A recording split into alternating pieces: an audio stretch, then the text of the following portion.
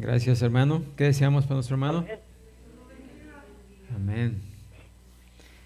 Bueno, pues vamos a continuar con este pasaje.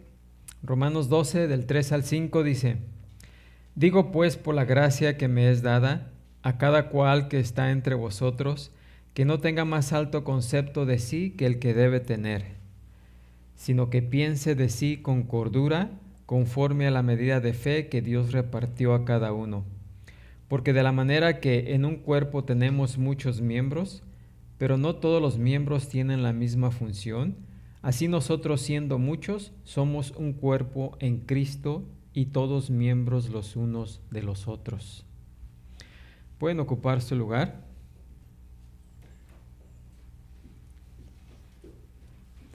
Como dijimos hace 2 semanas cuando comenzamos este pasaje, la obra de Jesucristo en el mundo está en las manos de quienes le pertenecen.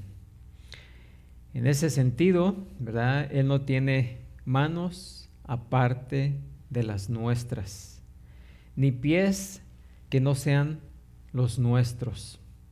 Jesucristo ya partió, Jesucristo no está presente humanamente como lo estuvo anteriormente, pero ahora nosotros somos su cuerpo. Nosotros somos sus pies, sus manos, su boca, sus oídos en este mundo. Así que por esa razón, la importancia de poner en práctica esos dones espirituales que el Señor nos ha dado. Porque es a través de ellos que podemos llevar a cabo esa obra que Él nos dejó para seguir, para hacer. Él nos dijo, nos comisionó, allá en Mateo 28:19, por tanto, id y haced discípulos a todas las naciones, bautizándolos en el nombre del Padre y del Hijo y del Espíritu Santo, enseñándoles que guarden todas las cosas que os he mandado. Para poder llevar esa comisión necesitamos poner en práctica esos dones, esos regalos espirituales que el Señor nos ha dado a cada uno de nosotros.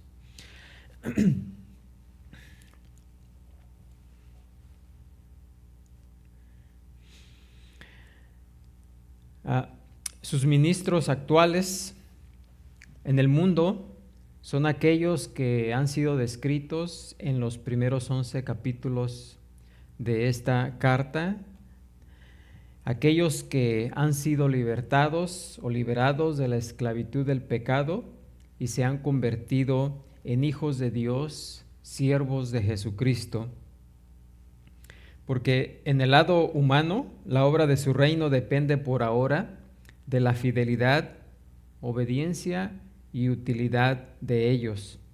Como hemos visto, la primera obligación del siervo de Cristo es la adoración suprema, que se expresa en el ofrecimiento de sí mismo a nuestro Señor como un sacrificio vivo. O sea, no puede haber servicio a Dios si primeramente no nos ofrecemos a Él como un sacrificio vivo. De ese ofrecimiento de parte de nosotros a Él depende de que si vamos a llevar a cabo su obra. Depende de que nosotros pongamos nuestros dones espirituales a trabajar para su obra. Ese es el requisito fundamental de Dios para todo creyente. Ser sacrificios vivos es la única manera en la que podemos ser lo que Él quiere que seamos, hacer lo que Él quiere que hagamos, y de esa manera, como nos dice en el versículo 2 de este capítulo 12, comprobar cuál sea la buena voluntad de Dios, agradable y perfecta. Ese acto de adoración espiritual marca la entrada del cristiano a la fase plena de utilidad y rendimiento para Dios. El orden en la obediencia que Dios ha establecido para su pueblo siempre ha sido primero adoración y luego ¿qué? Servicio. Primero debemos adorar a Dios y luego ¿qué? Servirle. Además de esto, el pasaje que estamos viendo aquí del 3, que vamos a ver aquí del 3 al 8, añade la verdad maravillosa de que aunque Cristo envía a sus siervos con una comisión común para servirle, Él nos equipa, nos da todo lo que necesitamos para el cumplimiento de esa responsabilidad con dones de una gran diversidad. Su plan divino para los creyentes es de unidad en el mensaje y el compromiso, pero diversidad en el servicio.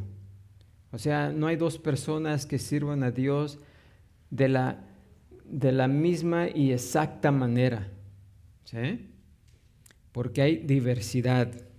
Aunque tengamos el mismo don, no lo vamos a emplear exactamente de la misma manera, ¿sí? Así que el propósito primordial de estos versículos es dejar en claro que aunque debemos entrar a la fase de utilidad para Cristo con el mismo sacrificio total de nuestro ser, o sea, todos primeramente debemos venir a Él, presentarnos a Él como sacrificio vivo, eso sí es para todos. Pero cada uno de nosotros es equipado en maneras únicas y distintas que hacen una realidad esa utilidad individual. El propósito de ofrecernos a Dios como sacrificios vivos no es algo místico, no es algo monástico, sino simplemente práctico, ¿sí? La devoción al Señor y el ministerio activo y fiel para Él son cosas inseparables. ¿Por qué? Porque es imposible que nos sacrifiquemos a Dios en verdad y al mismo tiempo seamos inactivos en su obra, ¿sí? Si nos sacrificamos a Él, si nos rendimos a Él, si nos entregamos a Él, es imposible que estemos inactivos, ¿sí? Por otra parte, no podemos tener un éxito verdadero en su obra sin haber pasado por una consagración genuina a Él. Así que el servicio a Dios trae honra para Él y bendición para nosotros, pero solo cuando es algo que fluye de nuestra adoración, del hecho de ofrecernos a Él como sacrificios vivos. Y esa clase de compromiso produce de forma natural e inevitable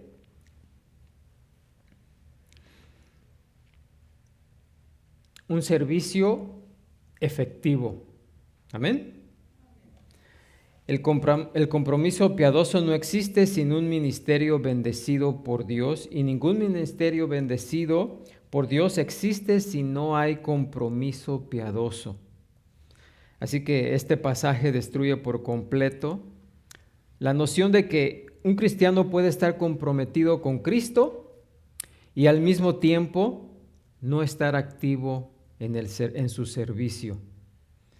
Que puede amar al Señor, pero no obedecer al Señor. Que puede haber rendido al Señor, que pudo haberse rendido al Señor, pero no ser un ministro del Señor. Porque la adoración verdadera no se puede divorciar del servicio.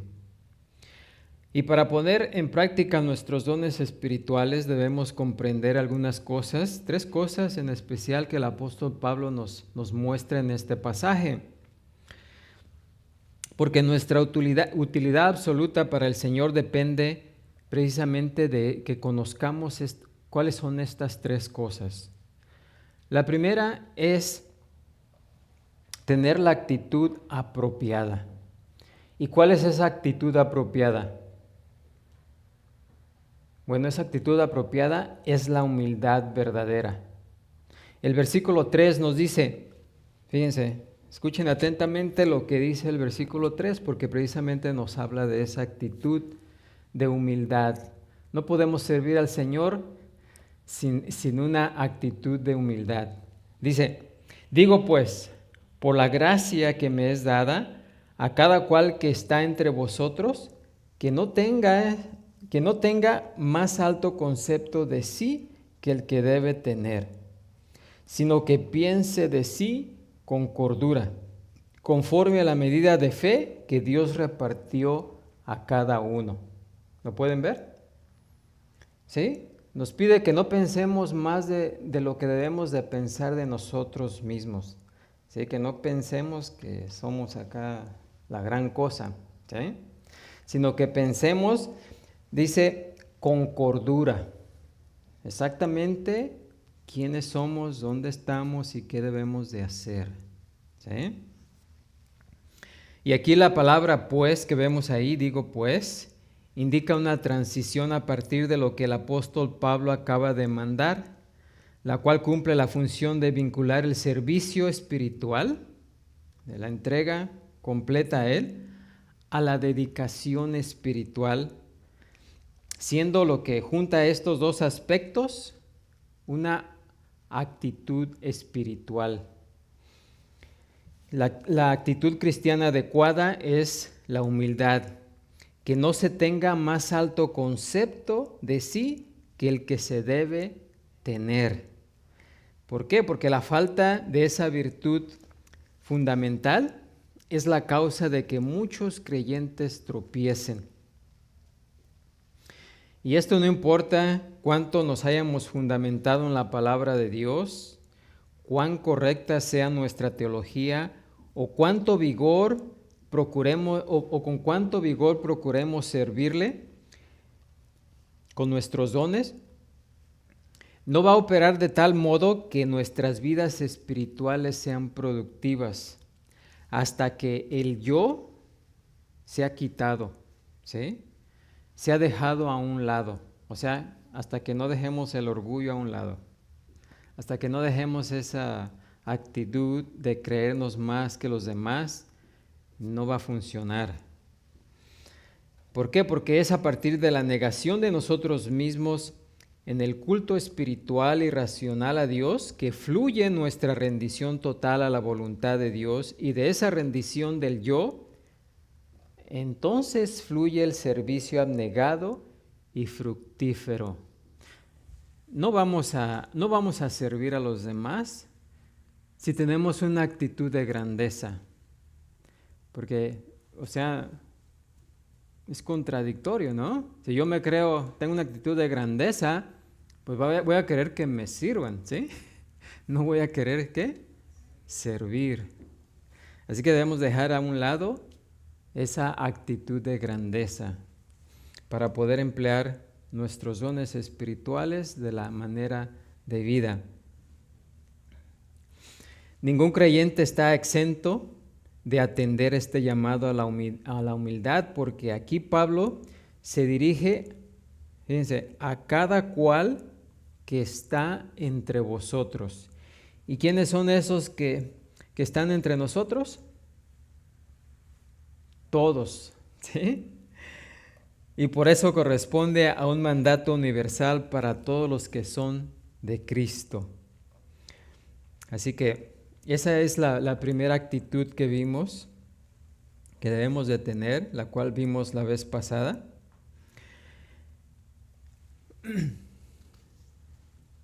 Y aunque no se mencionan en el texto, las actitudes de orgullo hacia los dones espirituales pueden ubicarse en 5 categorías. La primera actitud, que ya vimos y solamente voy a repasar, la primera actitud errónea, ¿sí? Es la de usar un don sobresaliente o cualquier otro don de una manera jactanciosa, ¿sí? ¿Cuáles son esos dones sobresalientes? Pues los que nos ponen delante del público, ¿sí? Como el predicar. O sea que el predicador no se crea la gran cosa, en pocas palabras, ¿sí? Sería una. Es de usar un don sobresaliente o cualquier otro don de una manera jactanciosa, que busque uno atraer la atención de los demás, ¿sí? Pablo le dijo a los creyentes corintios: allá en 1 Corintios 12, 21. Ni el ojo puede decir a la mano, no te necesito, ni tampoco la cabeza a los pies, no tengo necesidad de vosotros.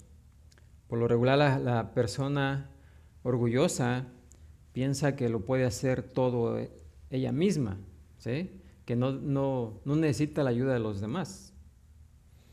Así que por eso Pablo dice, ni el ojo le puede decir a la mano, no te necesito, ni tampoco la cabeza a los pies, no tengo necesidad de vosotros.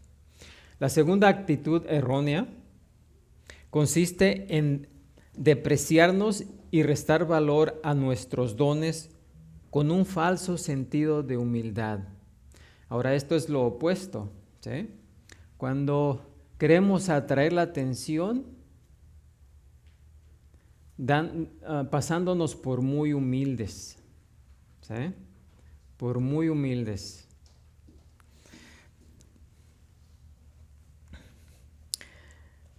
Esa actitud trata en vano de disfrazar el esfuerzo para recibir alabanza, ¿sí?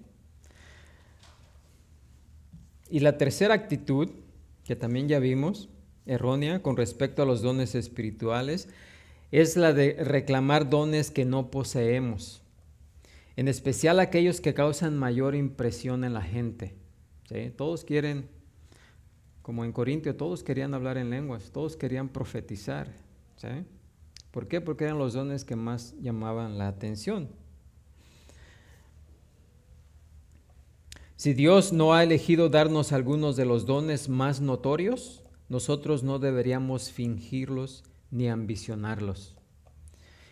Así que también una cuarta actitud errónea es la de abstenerse de usar un don por celos, resentimiento o vergüenza.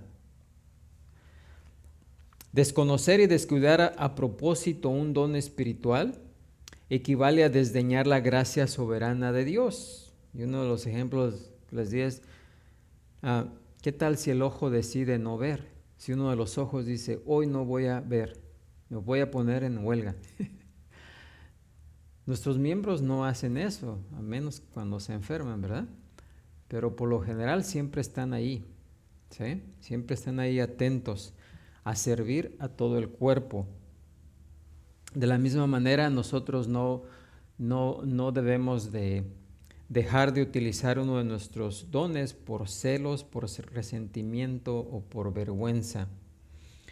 ¿Por qué? Porque Dios tiene un plan para cada uno de sus hijos y cada uno de esos planes es bueno, perfecto y adecuado. Y una quinta actitud errónea es abstenerse por completo de usar los dones, por cualquier razón que sea, ya sea negligencia, amargura, celos, vergüenza o simple indiferencia, o sea, no me interesan, ¿verdad? Así que esas son algunas de las razones erróneas, pero también tenemos actitudes erróneas, pero también hay actitudes correctas, ¿sí? En primer lugar, debemos aceptar nuestro don, reconocerlo, que el Señor mismo nos dice con exactitud qué es lo que Él quiere que hagamos para Él y se asegura de que contemos con todo lo que necesitamos para servirle de acuerdo a su voluntad.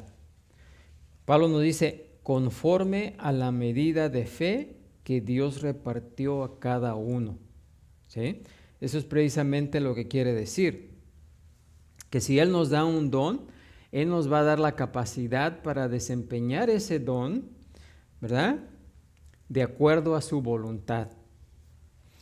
No nos va a hacer falta nada. Porque en este contexto, medida de fe, parece hacer referencia a la medida correcta del don espiritual y de sus propiedades funcionales que Dios en su soberanía concede a cada creyente para que pueda emplear ese don. Cada creyente recibe el don y los recursos exactos que se ajustan mejor a su desempeño de acuerdo al puesto que ocupa en el cuerpo del Señor, ¿sí? Así que esa es la actitud Porque cada persona, cada hermano o hermana tiene su propio conjunto especial, pero limitado de capacidades, ¿sí? O sea, las capacidades que necesita para llevar a cabo su don, Dios nos las provee. Tenemos que pensar que tenemos que pensar que si Él nos dio un don, Él nos concede todo lo necesario para ponerlo en práctica.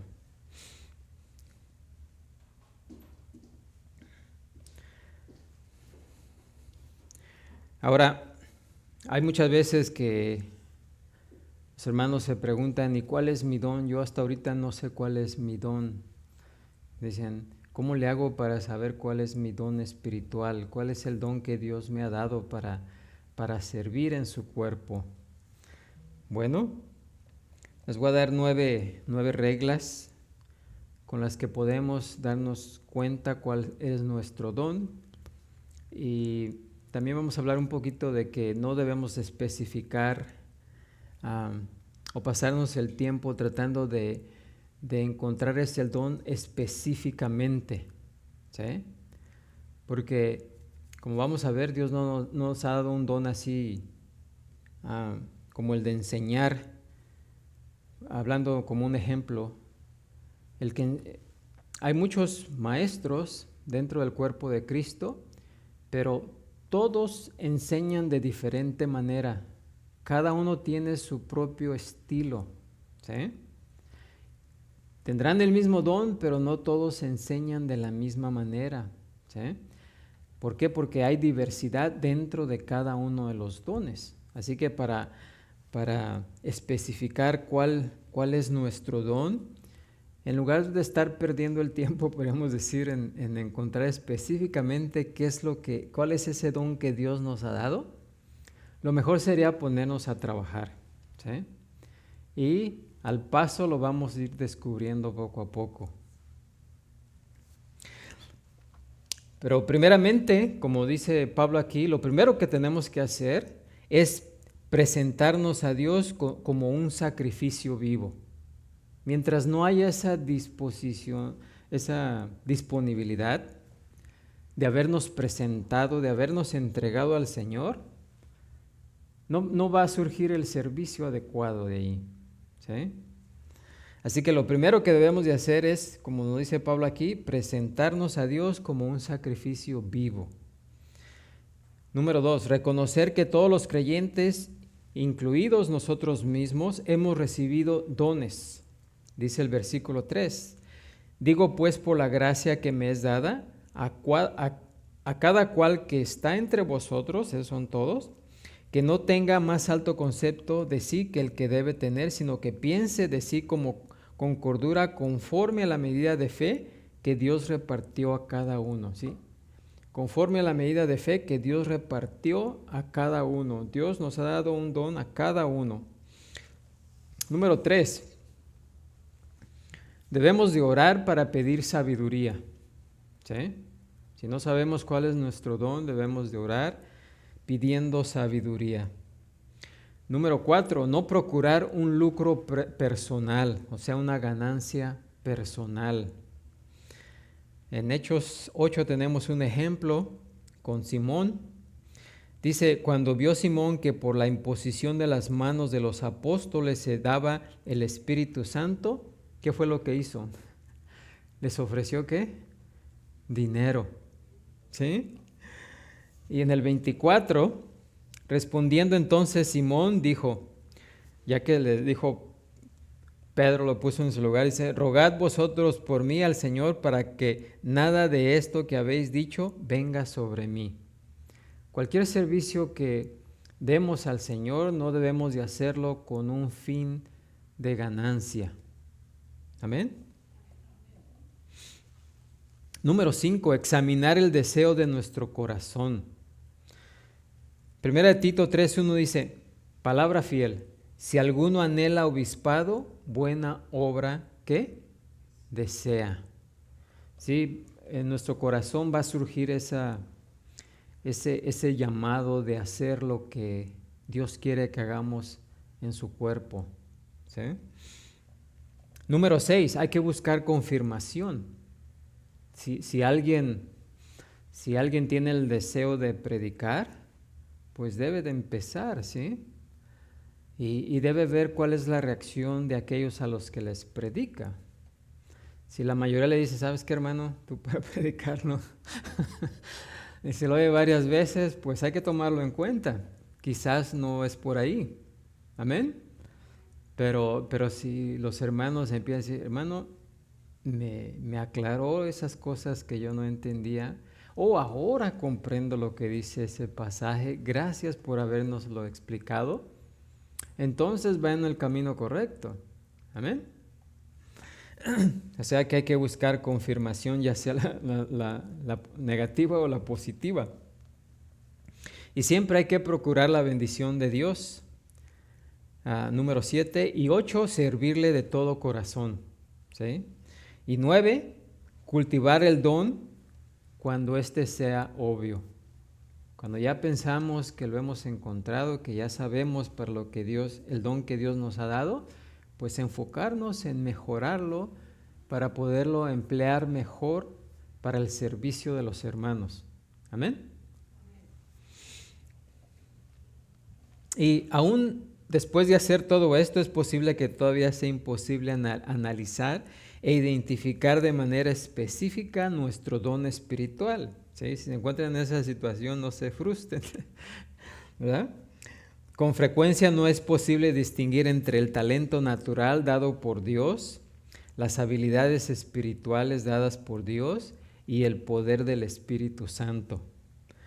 Cuando la vida de un cristiano es un sacrificio vivo a Dios y esta persona está andando en el Espíritu de Dios, no tiene razón alguna para perder tiempo haciendo distinciones precisas, puesto que todo lo que es y hace está consagrado y dirigido al Señor. Así que ¿para qué perder el tiempo tratando de ser específicos? Amén. Cuando se simplifica o se especifica demasiado, los dones espirituales pueden ocasionar gran confusión, frustración, desánimo y limitación en su aprovechamiento.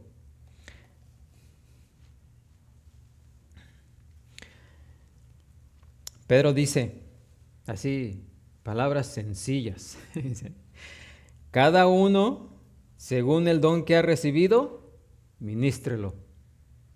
¿Sí? No dice, pónganse a analizarlo, a ver si están haciendo lo correcto, hagan esto, sino así rápido y sencillo. Cada uno, según el don que ha recibido, ministrelo, hágalo, póngalo al servicio de los demás.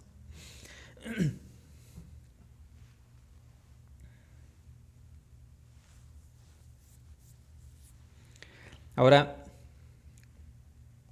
el apóstol empleó el artículo definido él para indicar que cada creyente recibe un don, pero es claro que ese don será único en la vida de cada creyente. ¿Sí? No podemos imitar a alguien más porque todos somos diferentes, así como la huella o cualquier parte de nuestro cuerpo es diferente a los demás. Ustedes saben que la huella, no hay dos huellas que sean iguales.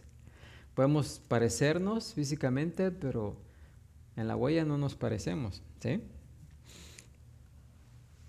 ¿Por qué? Porque es claro que ese don será único en la vida de cada creyente, porque es una combinación de las categorías multiformes y multicolores de los dones que se administran para el bien del cuerpo de Cristo, las cuales el Espíritu usa en su creatividad para dar forma y tonalidad únicas a cada creyente, todo lo cual mezcla después con la unicidad de la mente, la preparación, la experiencia y el esfuerzo del individuo, trayendo como resultado que cada cristiano sea como un copo de nieve, porque aunque parece igual a otros, cada uno tiene patrones diferentes a los demás.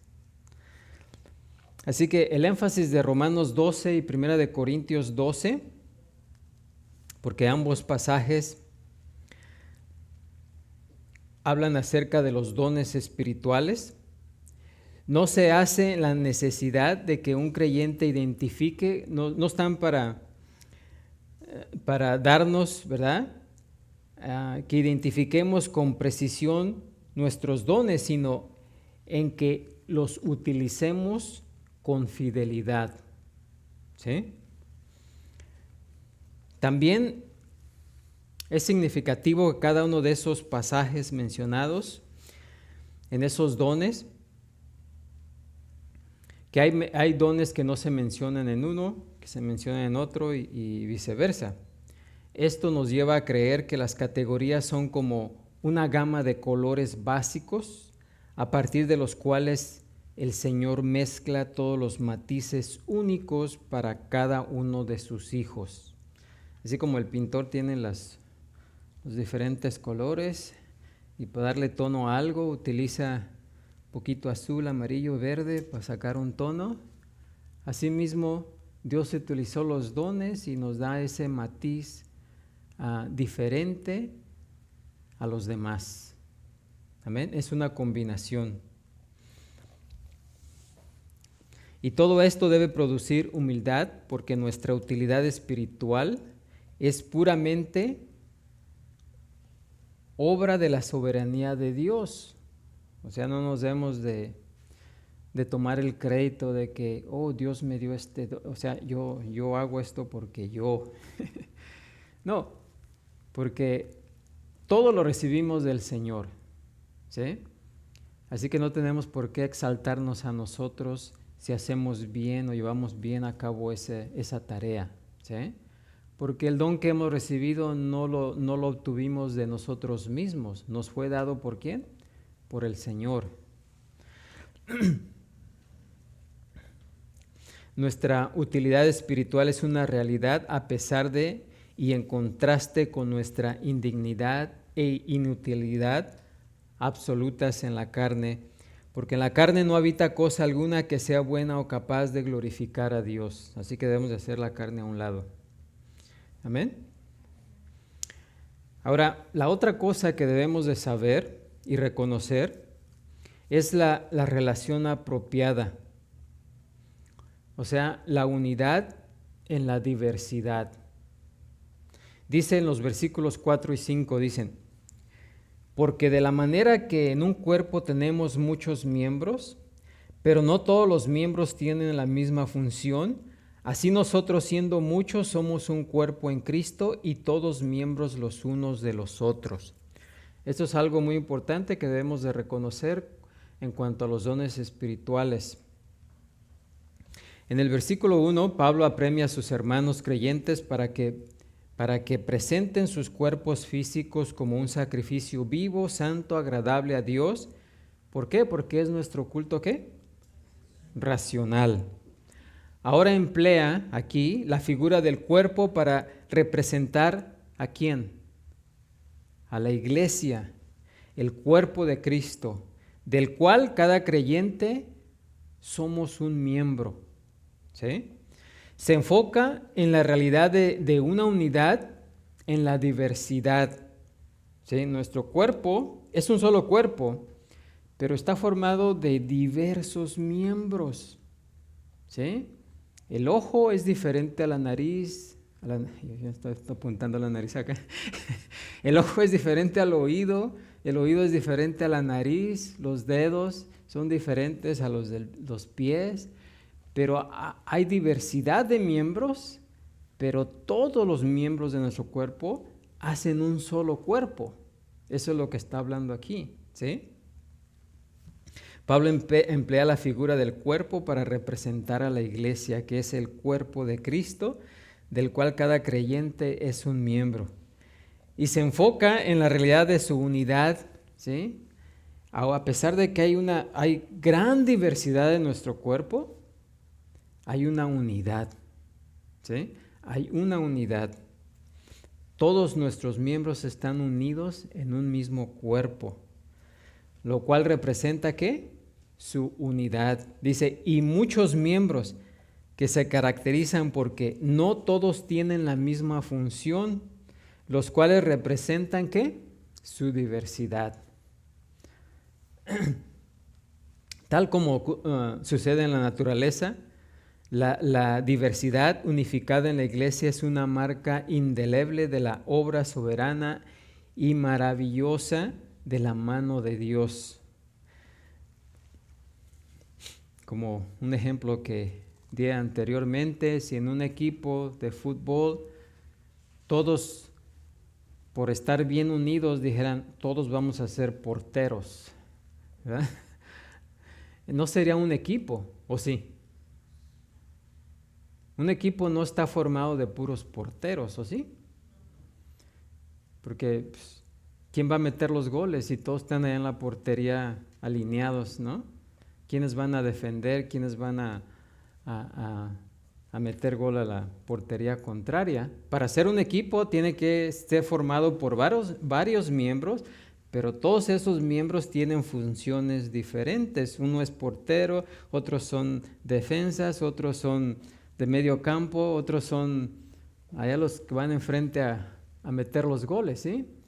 Pero todos, cuando cada uno de ellos hace su función, el equipo funciona, ¿sí? Cuando todos se van para atrás para defender, pues sí defienden, pero no va a haber goles. Y si todos se vienen a enfrente para meter gol, pues se descuidan y ya dejan la portería ya con solo el portero. O sea, no hay esa función de equipo, ¿sí? Pues lo mismo es en la iglesia, ¿sí? Lo mismo es en nuestro cuerpo. Nuestro cuerpo tiene muchos miembros y cada miembro tiene diferentes funciones. Y eso es lo que marca la unidad de nuestro cuerpo. Y el apóstol nos dice aquí la verdad obvia de que en un cuerpo tenemos muchos miembros, pero no todos los miembros tienen la misma función. La palabra función se traduce de una palabra que tiene un significado básico de hacer algo concreto, es decir, un acto, ¿sí? Que actúa, funciona. Más adelante, o más tiempo después, vino a significar cualquier cosa que se hiciera o practicara de manera ordinaria, como una función normal o habitual. O sea, es una función normal. El dedo siempre sabe qué hacer, ¿sí? Porque es su función normal. Y siempre que se necesita, hace esa función, desempeña esa función. Los dones espirituales no siempre corresponden a lo que se hace referencia comúnmente en términos de cargos eclesiásticos, tales como apóstol, profeta, evangelista, pastor, maestro o diácono.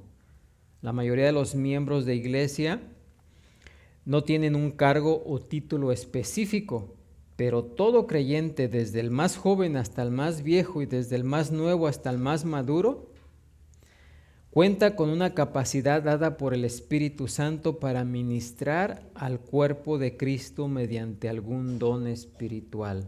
O sea, aunque nuestro servicio no tenga un título, no tenemos que preocuparnos por eso, ¿sí? Lo más importante es que desempeñemos el trabajo, que hagamos algo. Así que el uso apropiado de ese don es lo que nos dice Pablo aquí, que es la función que Dios ha ordenado para que esa persona, para usar a esa persona dentro de su reino. En el organismo espiritual que es la iglesia de Cristo, cada parte constituye, bien sea obvia e importante, como lo es el brazo, o escondida e imperceptible como los vasos sanguíneos y las glándulas, aún así tiene un papel crítico que desempeñar para su funcionamiento correcto como un todo. En nuestro cuerpo vemos lo que está por fuera y sabemos lo que hacen los dedos, las manos, los ojos, los oídos, porque los vemos. Pero ¿cuántos de ustedes conocen todas las funciones que hacen los órganos que no vemos? Pero cuando uno de ellos no quiere trabajar, lo sentimos, ¿no? Aunque no lo veamos, porque entonces reconocemos la importancia de ese órgano, ¿sí? De la misma manera en la iglesia, aunque no todos los dones sean muy vistos, aún así se necesitan para llevar a cabo la obra del Señor, ¿sí? Aunque no sean muy reconocidos. Y Pablo explica aquí que así como dice, así nosotros, siendo muchos hermanos, hermanas, somos un cuerpo en Cristo y todos miembros los unos de los otros.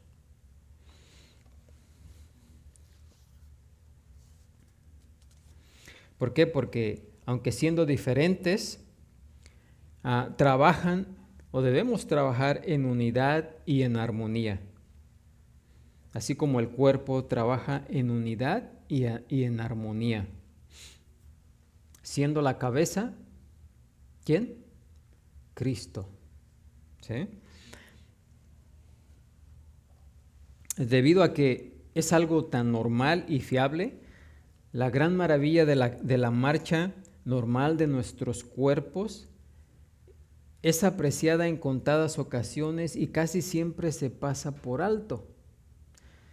Por ejemplo, nunca nos ponemos a pensar en todo el trabajo que hace el corazón, ¿sí? O algún miembro de algún otro órgano de nuestro cuerpo, ¿sí? Ni nos acordamos de ellos. Solamente cuando tienen problemas, entonces sí, ¿verdad? Pero de otra manera ni nos acordamos. Pero sin embargo, ellos no trabajan en función de que nosotros los reconozcamos o no. ¿O sí? O sea, nuestro corazón dice, esta persona nunca me ha dado las gracias. Así que voy a parar un rato a ver qué siente. No, miren, él lleva su trabajo, aunque no lo reconozcamos o lo mencionemos o no lo mencionamos, el corazón ahí es fiel, ¿sí? Constantemente trabajando.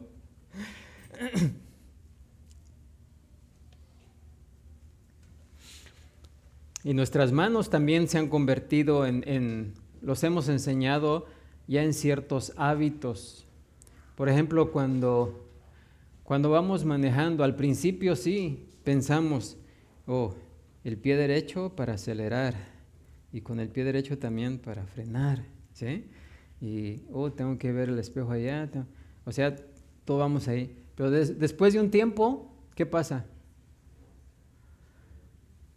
Automáticamente ya hemos entrenado nuestros miembros para hacer ciertas actividades de las cuales ya ni cuenta nos damos, ¿sí? Podemos ir platicando con otra persona o pensando en otras cosas y vamos manejando y nuestros miembros ya saben exactamente qué hacer, ¿sí?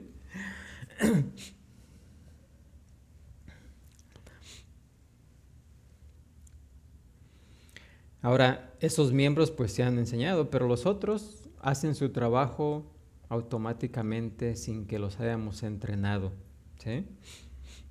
¿Por qué? Porque todos estos órganos hacen su trabajo y desempeñan las funciones permanentes que Dios les asignó minuto tras minuto, día tras día y año tras año.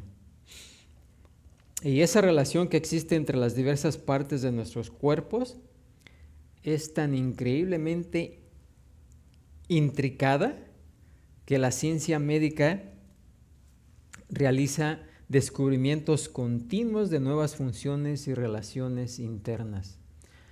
O sea, nuestro cuerpo es una maravilla en cuanto a su funcionamiento, ¿sí? Pues Pablo nos da el ejemplo del cuerpo para que de esa misma manera su cuerpo espiritual aquí en la tierra trabajemos de esa misma manera. Amén.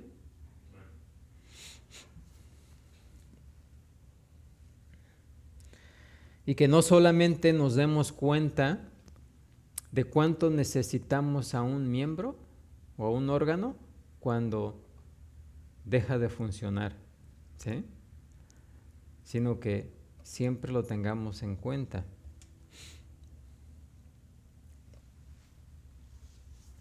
¿Por qué? Porque el cuerpo de Cristo, como nuestros propios cuerpos, está compuesto de células individuales y diferentes que han sido entretejidas para formar un solo cuerpo.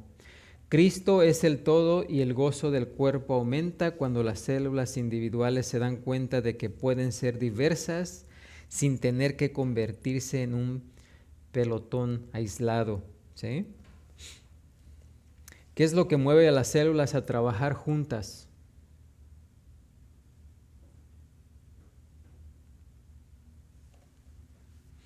Sí, todas nuestras células trabajan juntas, en sincronía unas con otras. Imaginen si el cuerpo de Cristo trabajara de la misma manera. ¿Cuántas más almas podríamos traer? ¿Cuánto más impacto podríamos tener en el mundo?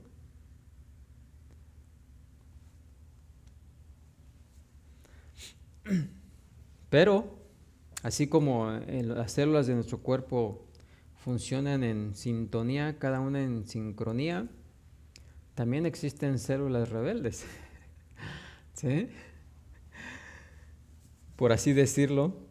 Y también en el cuerpo de Cristo existen células rebeldes. Benignas, hay benignas y hay malignas. Algunas son benignas en el sentido de que no destruyen a la iglesia. Estas se limitan a embutirse de bendiciones y beneficios a costa del resto del cuerpo. Se vuelven cada vez más obesas porque siempre están recibiendo y nunca ¿qué?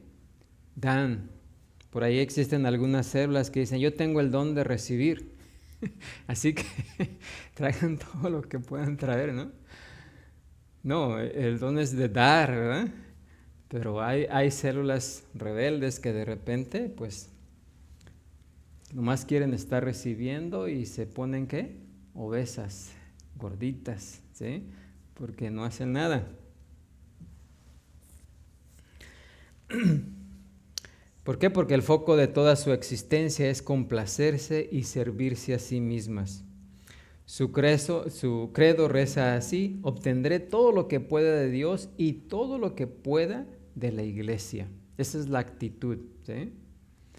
Voy a obtener todo lo que pueda de Dios y todo lo que pueda de la iglesia. Si alguien con esa actitud, pues no va a servir, no va a servir en el cuerpo de Cristo.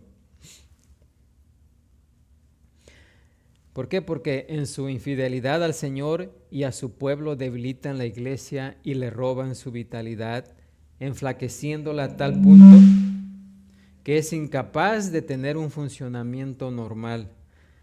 La iglesia, pero también la iglesia tiene células malignas.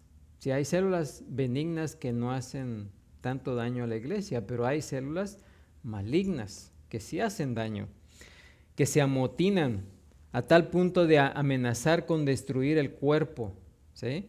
Mediante la herejía,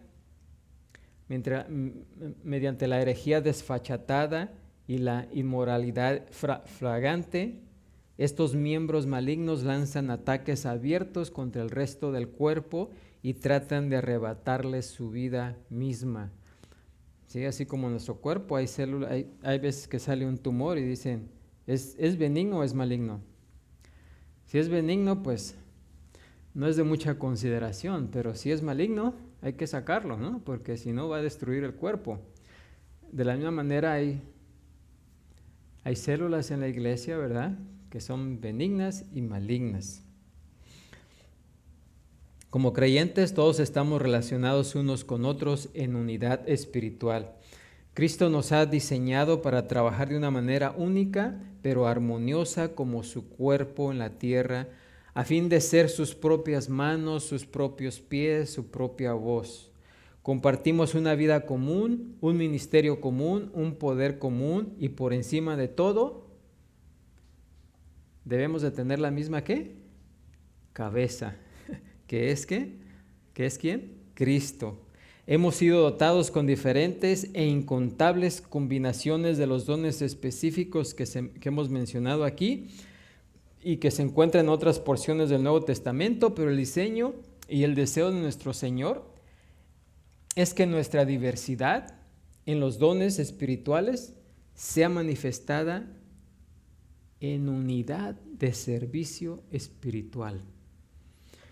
Así que la próxima vez vamos a ver la tercera cosa que necesitamos conocer acerca de los dones espirituales. Pero ya vimos aquí, en resumen, que primeramente tenemos que conocer la actitud correcta.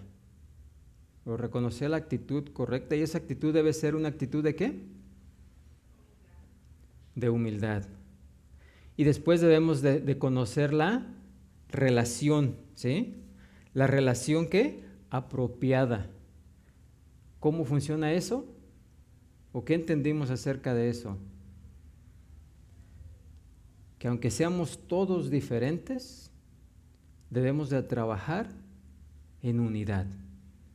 ¿Sí? Así como nuestro cuerpo tiene muchos miembros y cada miembro hace su propia función, pero todos trabajan en sincronía y en unidad para servir al cuerpo. ¿Amén? Bueno, pues ahí vamos a detenernos. Por ahora continuaremos con la tercera cosa la próxima semana.